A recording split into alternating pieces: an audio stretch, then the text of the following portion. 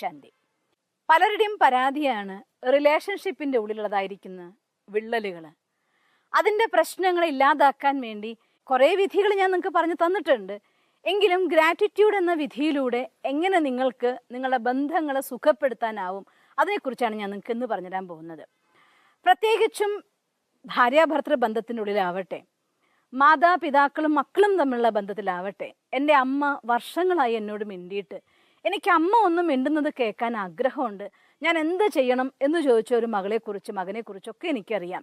അപ്പം അതുകൊണ്ട് മാതാപിതാക്കളോടുള്ള കടമയെക്കുറിച്ച് ഞാനൊരു വീഡിയോ ചെയ്ത സമയത്ത് പല മക്കളുടെയും പരാതി വന്ന ആ ഒരു വീഡിയോ എൻ്റെ കമൻസ് നിങ്ങൾ വായിച്ചു നോക്കിയാൽ അറിയാം.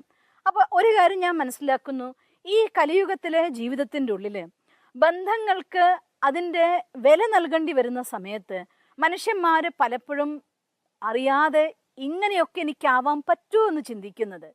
എന്തെങ്കിലും ഒരു ചെറിയ സംശയം വന്നു കഴിയുമ്പോൾ, പ്രത്യേകിച്ചും ഹസ്ബൻഡ് വൈഫ് റിലേഷൻ്റെ ഇടയിലാണെങ്കിൽ സംശയം അല്ലെങ്കിൽ മറ്റൊരു ഫ്രണ്ട്ഷിപ്പ് കണ്ടു കഴിയുമ്പോൾ മനസ്സ് മുറിവേൽക്കപ്പെടുകയും അത് പതുക്കെ സത്യത്തിലേക്ക് വഴിമാറ്റുന്ന അവസ്ഥകൾ വരെ ഉണ്ടാകുകയും ചെയ്യുന്നതൊക്കെ നമുക്ക് കാണാൻ സാധിക്കും.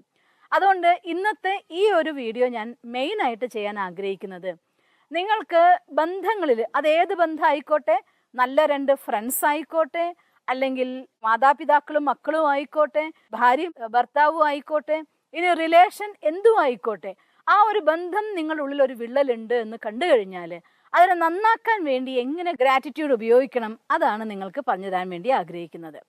ആദ്യം നമ്മൾ ചെയ്യേണ്ട കാര്യം, നമ്മൾ കഴിഞ്ഞ ഒരു വീഡിയോ ഞാൻ ഗ്രാറ്റിറ്റ്യൂഡിനെ കുറിച്ച് ഇട്ടിട്ടുണ്ടായിരുന്നു. അപ്പോൾ അത് കണ്ടപ്പോൾ നിങ്ങൾക്ക് മനസ്സിലായിട്ടുണ്ടായിരിക്കും എങ്ങനെയാണ് നമ്മുടെ മനസ്സിൻ്റെ ഉള്ളിൽ നിന്ന് ഒരു കാര്യത്തെക്കുറിച്ചതായിട്ടുള്ള ചിന്തകൾ, അതിൻ്റെ വൈബ്രേഷൻ ഉണ്ടാകുന്നതും നമ്മുടെ ഉള്ളിലേക്ക് നമ്മുടെ ചിന്തകൾക്കനുസരിച്ചതായിട്ടുള്ള കാര്യത്തെ ആകർഷിച്ചു കൊണ്ടുവരുന്നതും എന്ന്. ഇവിടെ ഏറ്റവും കൂടുതൽ നമ്മൾ അറിയാതെ മനുഷ്യന്മാരെ എന്ന് സംഭവിച്ചു പോകുന്ന വലിയ നഷ്ടം സംഭവിക്കുന്നത് ബന്ധങ്ങളുള്ളിൽ തന്നെയാണ്.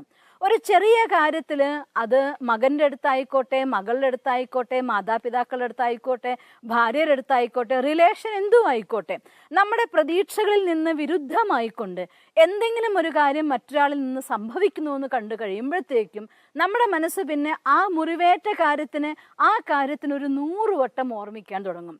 നമുക്ക് അവരിൽ നിന്ന് സംഭവിച്ച ഒരുപാട് നല്ല അനുഭവങ്ങൾ ഉണ്ടാവും, കാര്യങ്ങളുണ്ടാവും, പലതും ഉണ്ടാവും. പക്ഷേ ഇതൊന്നും നമ്മൾ വീണ്ടും ഓർമ്മിക്കുന്നുണ്ടാവില്ല.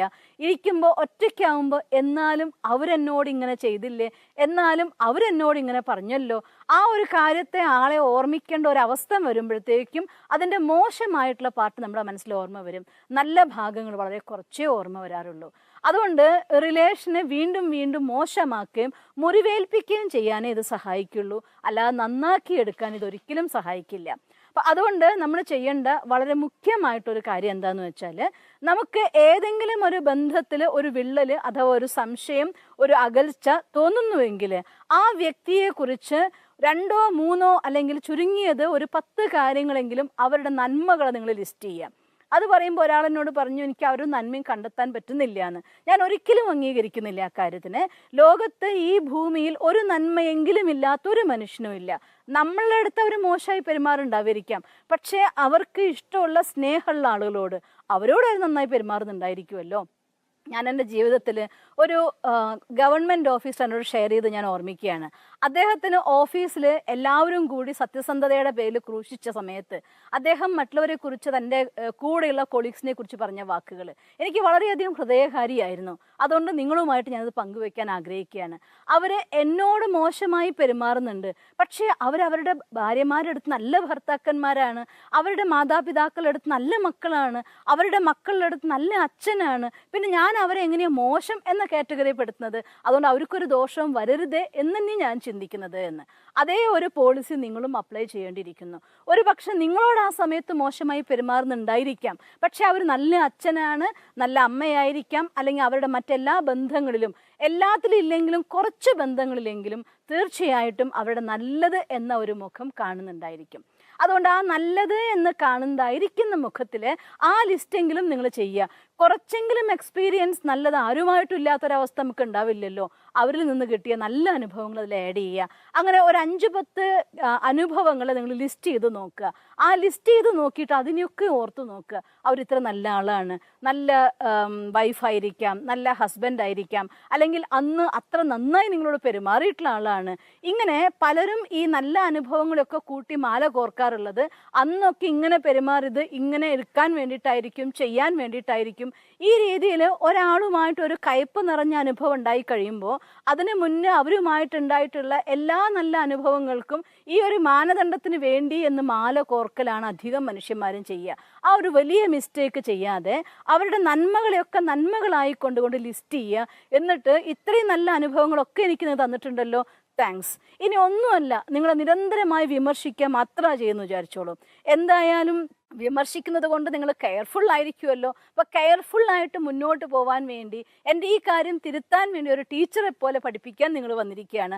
അത്രയ്ക്കെങ്കിലും പറഞ്ഞുകൊണ്ട് അവരോട് നിങ്ങൾ നന്ദി പറയാൻ തുടങ്ങണം. അപ്പം എപ്പോഴാണോ നമ്മൾ ആ തകർന്ന റിലേഷനെ ഓർത്തുകൊണ്ട് അവർക്ക് താങ്ക്സ് പറയാൻ തുടങ്ങുന്നത്, അതോടെ നിങ്ങൾ നോക്കിക്കോളൂ, 2-3 ദിവസം, ഒരു ദിവസത്തിൽ വളരെ അകന്ന് നിൽക്കുന്ന ഒരു ബന്ധമാണെങ്കിൽ ചുരുങ്ങിയത് ഒരു 9 തവണ നിങ്ങൾ അവർക്ക് നന്ദി പറയൂ. അതല്ല കുറച്ച് കുഴപ്പമുള്ളൂവെങ്കിൽ രാവിലെയും രാത്രിയും അവർക്ക് നിങ്ങൾ നന്ദി പറയൂ. അങ്ങനെ നന്ദി പറയുന്ന ഒരു സിസ്റ്റം നമ്മുടെ ലൈഫിൽ വരുന്നതോട് കൂടിയിട്ട് പതുക്കെ പതുക്കെ പതുക്കെ അവരും നിങ്ങളും തമ്മിൽ അകൽച്ച കുറയാൻ തുടങ്ങും. അവർ നിങ്ങളെ മനസ്സിലാക്കാൻ തുടങ്ങും, അവർ നിങ്ങളെ ആദരിക്കാൻ തുടങ്ങും. പതുക്കെ പതുക്കെ ഏറ്റവും നല്ല ബന്ധങ്ങളിലേക്ക് നിങ്ങൾക്ക് അതിനെ മാറ്റാൻ പറ്റും. അഥവാ പഴയ ആ ഒരു സുദൃഢതയുള്ളതായിരിക്കുന്ന ഒരവസ്ഥയിലേക്ക് നിങ്ങളുടെ ബന്ധങ്ങളെ കൊണ്ടുവരാം. സുഖം തരുന്ന ബന്ധങ്ങളാക്കി, ശക്തിയുടെ കണ്ണികളാക്കി ബന്ധങ്ങളെ മാറ്റിയെടുക്കാൻ ഈ ഗ്രാറ്റിറ്റ്യൂഡ് എന്തായിട്ടുള്ള ടെക്നിക്ക് സാധിക്കും. അതുകൊണ്ട് ഈ ഒരു ടെക്നിക്ക് ഉപയോഗിച്ച് നോക്കണം. നിങ്ങളുടെ ബന്ധങ്ങളെ എളുപ്പത്തിൽ നിങ്ങളിലേക്ക് ആകർഷിക്കാനായിട്ട് സാധിക്കുന്ന ഒന്നാണ്. അത് ചെയ്തു നോക്കണം. അതുകൊണ്ട് നിങ്ങൾക്ക് അങ്ങനെ സാധിക്കട്ടെ. എല്ലാവർക്കും അവനവൻ്റെ എല്ലാ ബന്ധങ്ങളും സുഖം തരുന്ന ശക്തമായ കണ്ണികളായിട്ട് പ്രവർത്തിക്കട്ടെ എന്ന് ഞാൻ ഈശ്വരനോട് പ്രാർത്ഥിക്കുന്നു. ഓം ശാന്തി. ദിവസം തോറും ജീവിത വിജയങ്ങൾക്ക് വെളിച്ചം വീശുന്ന പുത്തൻ വീഡിയോകൾക്കായി ഞങ്ങളുടെ യൂട്യൂബ് ചാനൽ സബ്സ്ക്രൈബ് ചെയ്യൂ. നോട്ടിഫിക്കേഷൻ ലഭിക്കുന്നതിനായി ബെൽ ഐക്കൺ ക്ലിക്ക് ചെയ്യൂ. ഒപ്പം ഞങ്ങളുടെ ഫേസ്ബുക്ക്, ട്വിറ്റർ, ഇൻസ്റ്റാഗ്രാം പേജുകൾ ഫോളോ ചെയ്യൂ. നന്ദി.